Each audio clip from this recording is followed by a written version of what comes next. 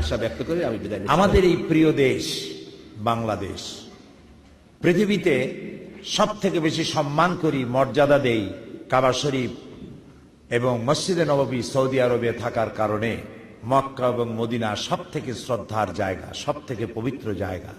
এরপরেই কলিজার সাথে, প্রাণের সাথে, গোশতের সাথে সব থেকে বেশি সম্পৃক্ত মায়ার দেশ বাংলাদেশের এই মাটি এবং এই মানুষ।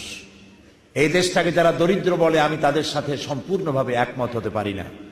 বাংলাদেশ বাস্তব অর্থে দরিদ্র নয়, এখানে বহুত সম্পদ আছে।